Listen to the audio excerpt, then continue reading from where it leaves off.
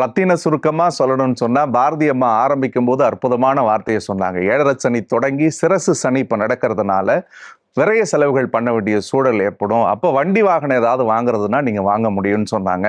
So அண்ணன் 2 பேர் பேசும்பொழுது அந்த வீடு சம்பந்தமான விஷயத்தை ரொம்பவே ஆழமா பதிவு பண்ணியிருப்பாங்க. ஏன்னா மேஷராசிக்கு 3ஆம் இடத்தில் மறைந்திருந்த குரு பகவான் தன்னுடைய 4வது வீடுன்னு சொல்லக்கூடிய சுகஸ்தானத்துல உச்சமடைகிறார். சுகஸ்தானம் என்பது ஒரு ஜாதகனுக்கு தாயை குறிக்கக்கூடியது, மனையை குறிக்கக்கூடியது, செய்யக்கூடிய தொழிலை குறிக்கக்கூடியது, இருப்பிடத்தை குறிக்கக்கூடியது. அண்ணா அற்புதமா சொன்னார்.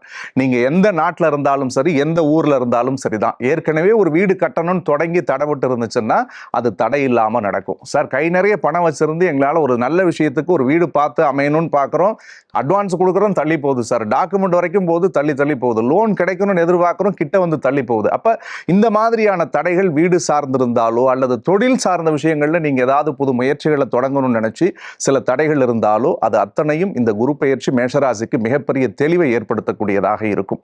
ஸோ நிகழ்ச்சி தொடங்கும் பொழுது கேட்டீங்க அழகா, காதலர்களுக்கு எப்படி இருக்கும் அப்படின்னு கேட்டீங்க. குறிப்பா அத்தமஸ்தானத்தை குரு பார்க்கறதுனால இல்லற வாழ்க்கை சம்பந்தமான விஷயங்களுக்கு இருக்கக்கூடிய தடைகள் நிச்சயமாக விலகும். காதலர்களுக்கு கண்டிப்பாக இந்த வருடத்தில் சோமங்கல யோகங்கள் கூடி வரக்கூடிய வாய்ப்பு இருக்கு. கணவன் மனைவி ஏற்கனவே சண்டை சச்சரவு பிரச்சனை பிரிவோடு வாழ்ந்துட்டு இருக்கிறவங்க ஒன்று சேரக்கூடிய சூழல்களை இந்த காலகட்டம் ஏற்படுத்த போகிறது. அது மட்டும் இல்ல, மேஷராசிக்காரர்களுக்கு 10ஆம் இடத்தை குரு பார்க்குது. அற்புதமா அண்ணன் சொன்னார், ஒரு புதிய பட்டம், பதவி, பொறுப்பு, புகழ் கிடைக்கும். ஏற்கனவே வேலை இழந்தவங்களுக்கு புதிய வேலையில போய் அமரக்கூடிய வாய்ப்பு இருக்கு. டிரான்ஸ்ஃபர், ப்ரமோஷன் வேணும்னா நிச்சயமா கிடைக்கக்கூடியதாக இருக்கும். 12வது வீட்டுல சனி இருக்கிறதுனால தெய்வ வழிபாடு, தூரதேச பிரயாணம், கடல் கடந்த வாணிபம் அத்தனையும் பலிதமாக மாறும்.